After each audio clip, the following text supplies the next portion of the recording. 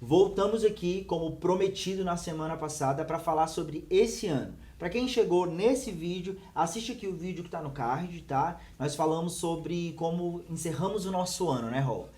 De 2021, no caso, né? Falamos um pouco da economia de forma geral, como que o Sebrae Previdência lidou aí com os desafios e como encerramos, destacamos alguns pontos. Assiste lá, um vídeo muito interessante.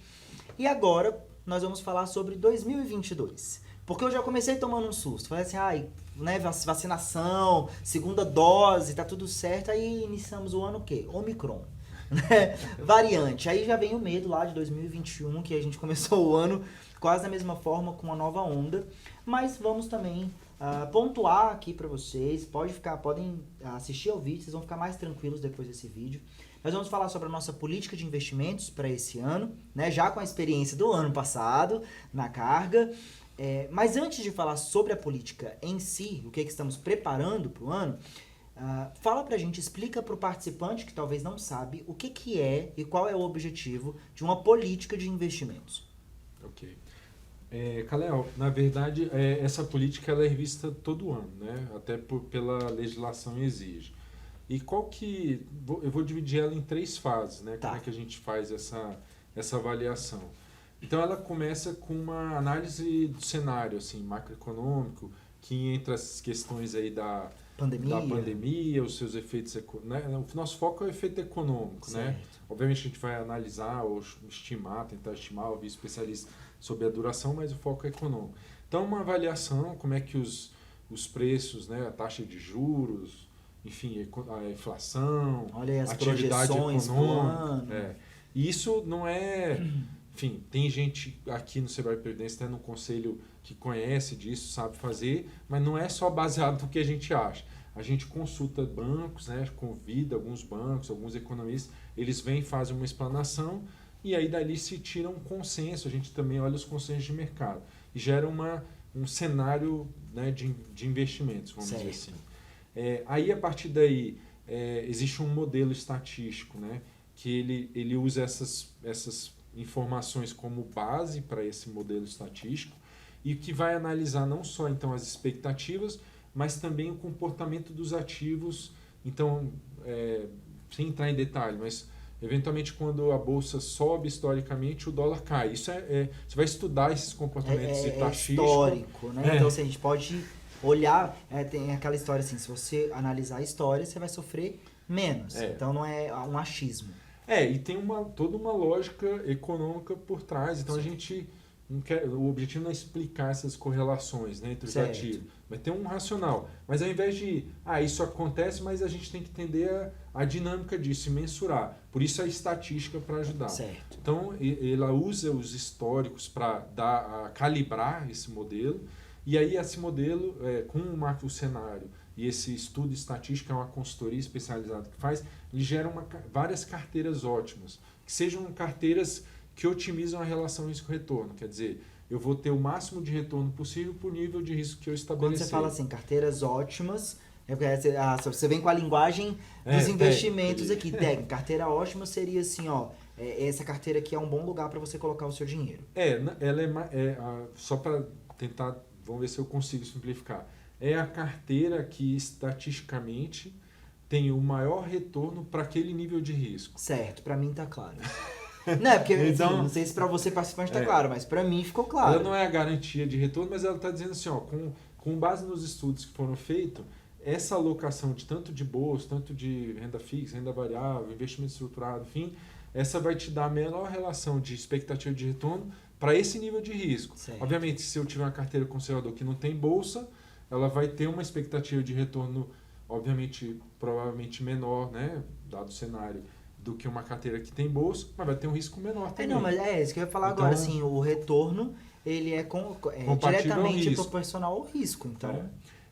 Então, assim, a gente desenha isso estatisticamente e aí na comissão de investimento se decide para cada perfil que nível de risco a gente vai correr para cada perfil, dado a análise que foi feita. E só para, desculpa de interromper, para vocês poderem entender que ele falou comissão de investimentos, nós temos um conselho deliberativo, que é o órgão máximo aqui da entidade, E dentro do Conselho Deliberativo é formado várias comissões temáticas, e uma delas é a Comissão de Investimentos, que fica voltada junto com o nosso diretor de administração, do rol, para fazer todo esse trabalho, essa análise. Aí tem uma consultoria especializada. Então, é um time grande e preparado que prepara essa política de investimentos. Então, e aí só talvez para pontuar bem isso, resumir, esse estudo é que possibilita. Lembra que a gente falou no vídeo anterior, pessoal, quem não viu, assistiu, o ano passado todos os ativos basicamente de risco deram retorno negativo aqui no Brasil. A grande maioria deles, os principais indicadores, sim, deram negativo. E a gente tem uma carteira arrojada, certo, que deu, enfim, deu ficou levemente ali no 0 a 0, com tudo dando negativo de risco. Como é que faz isso? É justamente por causa dessas correlações entre os ativos, então, e como usar isso que você se protege. Então a política ela serve para literalmente mitigar risco nesses eventos. Não vai garantir que não vai dar negativo? Não, porque é uma carteira de risco. Então você não vai garantir que não vai dar negativo. O que você consegue mitigar, com esses estudos, minimizar os efeitos negativos. Né? Sim. Então entendemos para que serve uma política de investimentos, mais ou menos como que ela é formada. É claro assim, gente, aqui de forma resumida, tá? Inclusive tem uma matéria no portal também, que o título dela tá Entenda a Política de Investimentos 2022, está mais detalhado lá. Eu vou deixar o link aqui também na descrição, acessa lá caso você queira saber mais detalhes, ou então você pode entrar em contato com a gente, tá? Entendemos assim de forma resumida o que é uma política, para que serve uma política de investimentos. Para a política de investimentos agora de 2022, o que você gostaria de destacar na política desse ano? Tá. Então, aí para o ano que vem, né, que a gente tem, aí acho que o que vai permear bastante, os 2 pontos vão permear muito, 2 ou 3 pontos vão 3 pontos, vai. Mas para o ano que vem... Para 2022. Então, para esse ano. Para esse ano. Sacar a cabeça lá em 2023 já. Como é que o investidor pensa? Investidor vai pensando lá na frente. Então, três pontos, eu deixaria os destaques aí. Um é a pandemia e a recuperação econômica, aí, quanto vai impactar, que, enfim, hoje, né, fazer uma análise pontual, vai trazer um impacto, mas não é eventualmente como foi em 2020, 2021, né? É o que tudo sinaliza, um impacto menor. O segundo é o controle da inflação, que os bancos centrais estão fazendo, principalmente aqui, que é subir os juros para tentar conter a inflação. Então, quanto mais rápido esse movimento acontecer, mais saudável é para a economia e para os ativos financeiros de forma geral. Então, isso também a gente vai ter que acompanhar bem de perto. E o terceiro, bem pontual do Brasil, é a questão eleitoral, que sempre traz, né, historicamente. E não só aqui, em todo o país fica aquela tensão de estamos com o governo, pode ser que tenha uma transição, pode ser que não, então a gente já fica naquela expectativa, o que vai acontecer nesse momento. Então essa tensão eleitoral ela é normal não só aqui no Brasil, em todo lugar, como a gente falou no Sebrae Prevcast, a gente falou muito sobre isso. Eu estou sempre reforçando os materiais que a gente já tem, porque às vezes você chegou até nós nesse vídeo, aí a gente cita algum assunto, então assiste o outro material que você vai entender de forma mais profunda como que o processo eleitoral vai influencia, né, historicamente, nos investimentos e na economia. Então esse efeito a gente vai ter que acompanhar da eleição, é bem pontual, e o resultado, na verdade, é incerto, depende do resultado da eleição, o mercado acaba antecipando muita coisa, acertadamente ou não. Isso aconteceu em todas as eleições, então, em geral, a gente tem os estudos aqui, a Bolsa cai até antes na verdade, no ano anterior, que foi mais os momentos que aconteceu, no ano que da eleição em si, mais para quando define o pleito, a Bolsa até se recupera. Obviamente que isso não é garantido, mas então são comportamentos que a gente vai tentar trabalhar junto com os gestores e adequar a nossa política para os perfis que aceitam tomar esse tipo de risco. Então, mas assim, de forma geral, a gente está reduzindo então as posições de risco por conta dessas incertezas todas. Certo. A gente só não está saindo, tem muita incerteza, aí a gente só não está saindo integralmente, ou está criando maneiras de se proteger, seja com a diversificação, seja com estruturas de proteção que a gente pode fazer nos mercados. A gente só não está saindo porque também tem muita coisa muito barata, muito atrativa, então você pode perder uma boa oportunidade. Sim. Então, a gente está junto com os nossos gestores de investimento fazendo isso mapeando tudo isso, tentando buscar boas oportunidades, porque tem, então Em a toda gente não crise pode esquecer tem oportunidade. e a gente não quer deixar, mas com muita cautela, né? A gente não vai, como nunca fez, se expor demasiadamente, mas também não quer eventualmente perder uma boa oportunidade. Agora, vai ser um momento de mais, que deve continuar uma certa turbulência, mas a gente já reduziu, já colocou muita proteção na carteira. Legal. Então, acho que quase que apostaria que vai ser menos tumultuado que ano passado. Era isso que eu queria, assim, puxar o último gancho com você.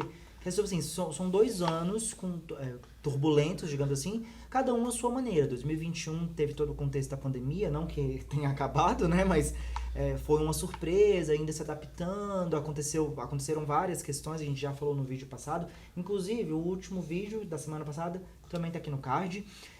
E 2022 também tem aí as suas turbulências, processo eleitoral, Omicron, né, que chegou, né, enfim, e a gente não tem como prever o futuro. Então, podem acontecer outras coisas. Tem alguma coisa de diferente da política de investimentos do ano passado para essa que você gostaria de destacar? 2021, 2022?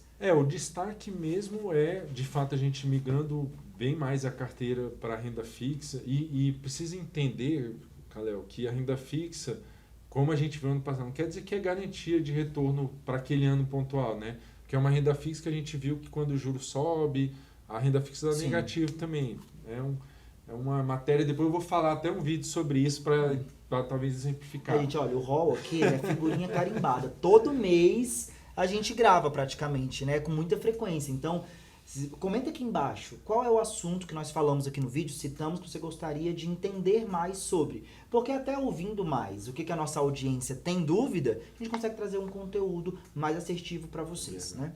Então, na renda fixa aproveitar justamente esses movimentos também para ganhar é um nível de risco mais baixo, mas que traz muita oportunidade também. Ano passado a gente foi muito assertivo nisso, principalmente no perfil que só faz renda fixa, que superou o CDI, porque a gente acertou, apesar de ter dado a renda fixa ter dado negativo, a gente conseguiu ter um resultado muito bom no perfil conservador. A gente quer explorar isso em todos os perfis mais. Acho que essa é a principal mudança. Principal diferença ali.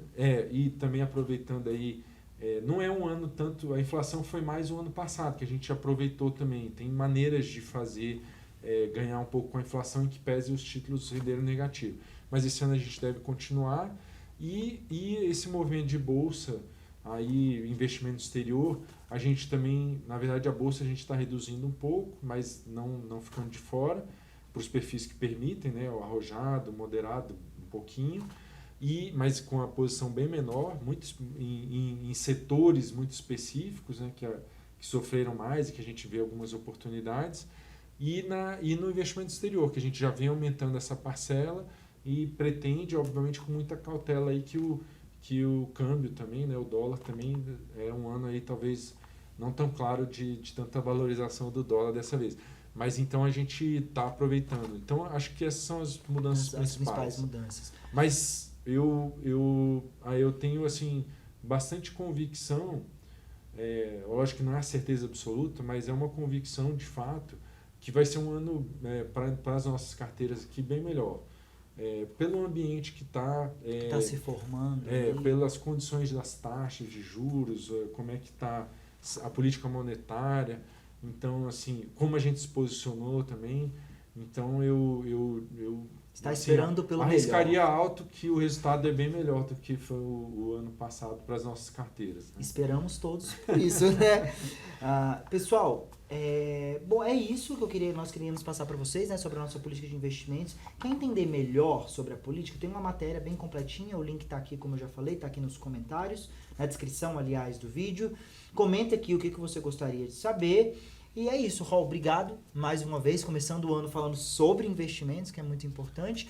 E mês que vem você volta. Beleza. Certo? Tranquilo. Não deixa de seguir a gente nas nossas redes sociais e se tiver alguma dúvida, entre em contato com a gente. Nossos canais já apareceram aqui na tela algumas vezes. Está aparecendo de novo para finalizar o vídeo. A área de relacionamento com o participante, o Dan, o nosso parceiro de Sebrae Prevcast, pode ser que ele te atenda, que nós temos um time e ele faz parte, tá bom? Assiste aqui a nossa playlist, né, do Sebrae Prevcast, tem muito conteúdo legal lá para você.